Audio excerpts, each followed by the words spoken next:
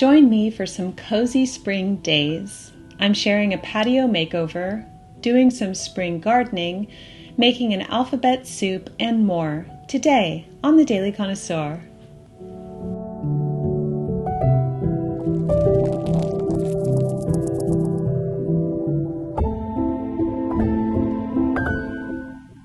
Hello dear friends and welcome back. We have refreshed our poolside patio and I'm excited to share the changes with you. Our previous lounge chairs were wicker, and while they were beautiful for many years, the wicker started to deteriorate due to the elements. They got so shabby that we needed to replace them, but it took me a long time to find just the right pieces for this space. I went to several stores and didn't find anything until I found these lounge chairs that fit my vision perfectly. These pieces are cast aluminum, which is highly weather resistant, but they have a delightfully French wrought iron look, I think. A bonus is that I actually like how they look even better without the cushions, which is a plus because I will often take the cushions off so that they don't get wet in the sprinklers. So I really only put the cushions on when we plan to lounge outside. My goal is to make our backyard feel like a delightful Mediterranean oasis, like something that you'd see in the south of France. We have cascading bougainvillea and abundant lavender, and these chairs look so beautiful here. We replaced our umbrellas with these simple white ones, and it feels so elegant out here now. I absolutely love lounging outside with a book by the pool. Sometimes I will take lunch out here and just enjoying my backyard to the fullest. By the way, let me tell you about my cute pajamas. They are by Merci, and they are from the C'est La Vie collaboration that Merci did with actress Selma Blair. I love the parrots on them. They're so sweet to lounge in on a lazy Saturday morning. Hello everyone. I hope that you are enjoying a beautiful May. May can be tricky, right? Because it is so busy for so many people with all of the end of the school year activities and, graduations, recitals, sporting events.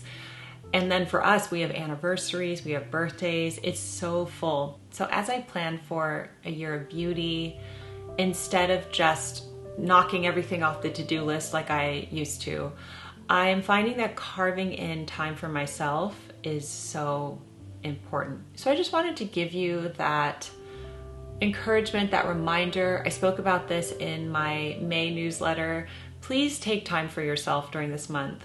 Take time for a cup of tea. Take time to read a book. Take time to do things that you might tell yourself you don't have time to do, because you must rest. You must rest. It's such a critical message for me to give to people because I know so many of you are so busy. So I just wanted to encourage you there. I'm enjoying a cup of tea here. And I wanted to update you because next week you are going to see my summer TBR. And I cannot wait to share the books that I'm going to read this summer with you. I know some of you like to read along with me, so I'm excited to share that. And at the end of that video, I will give my more detailed thoughts on my spring TBR. So if you read any of those and you're curious, I know when I finish a book, one of the first things I do is hop on YouTube to see what people thought of it, the reviews, because I don't like to watch those beforehand in case it taints my experience. But afterward, I just love watching reviews of books and what people thought of them. So that's going to be next week's video.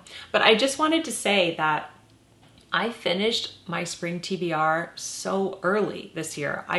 I finished it and I was like, oh, what do I do now? Because I didn't want to start my summer TBR yet until I shared it with you.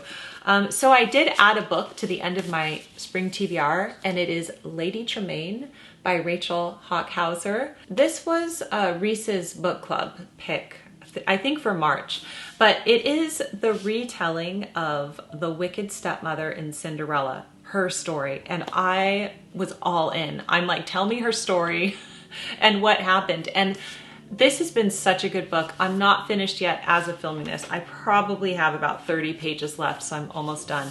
But I've really enjoyed this. It's because Rachel Hockhauser brings about the plight of women over the ages.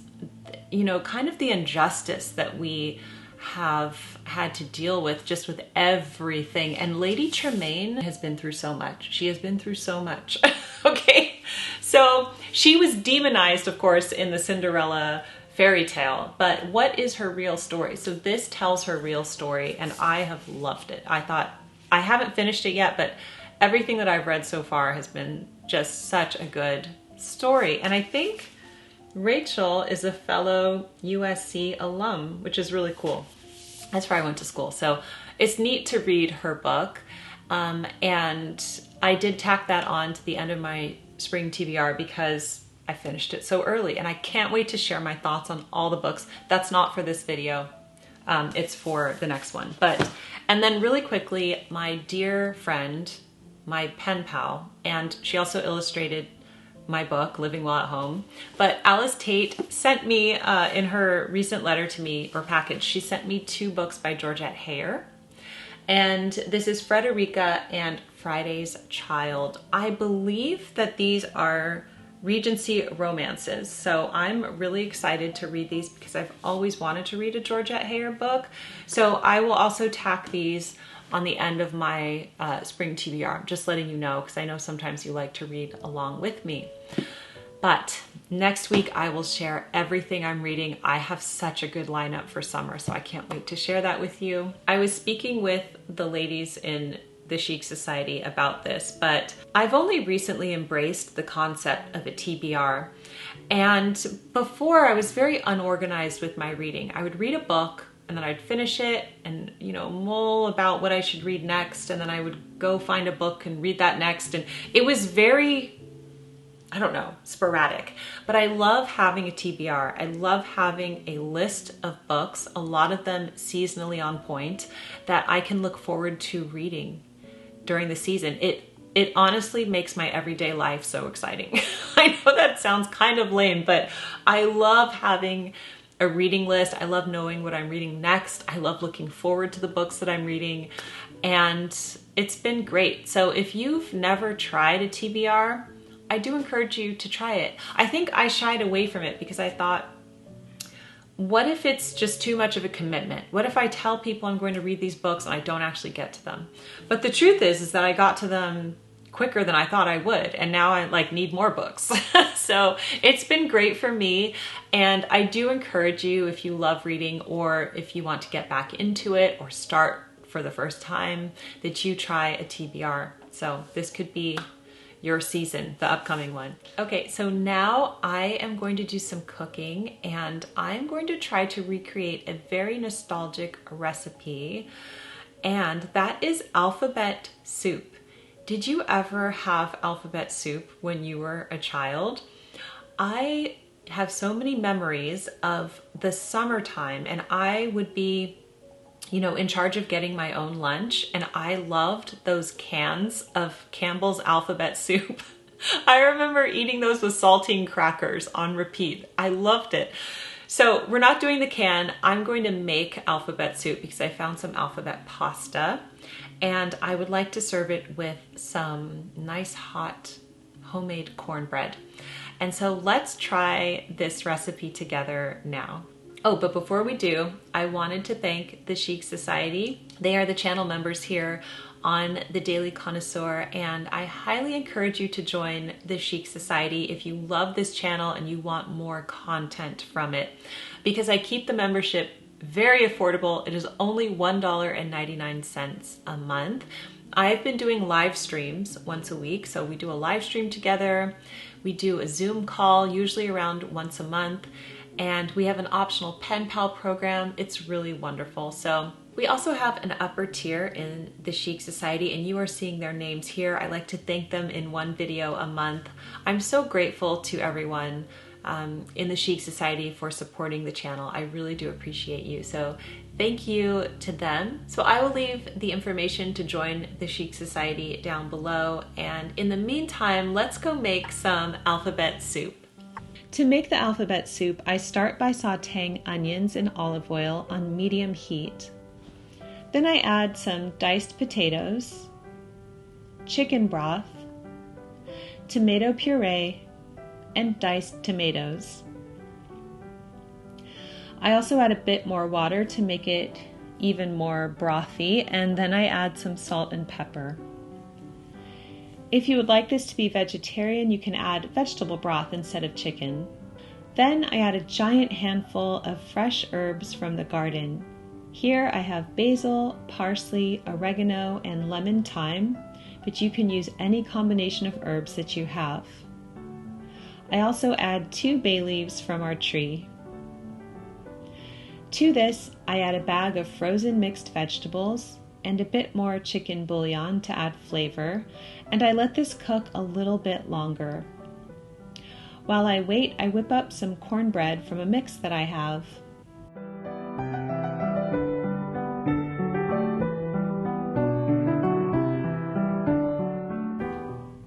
Once the soup comes to a boil, I add 1 cup of alphabet pasta, and I let this cook for about 13 more minutes, but just follow the directions on your alphabet pasta package for cook time.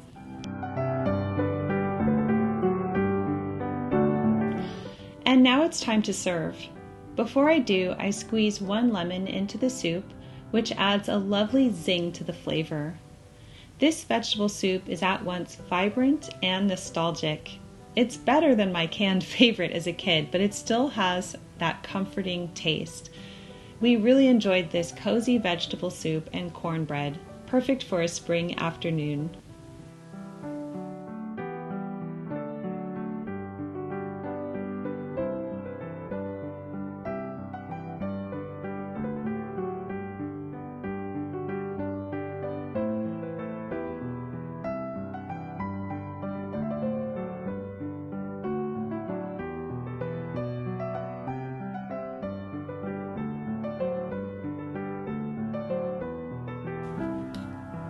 Now let's do a bit of gardening.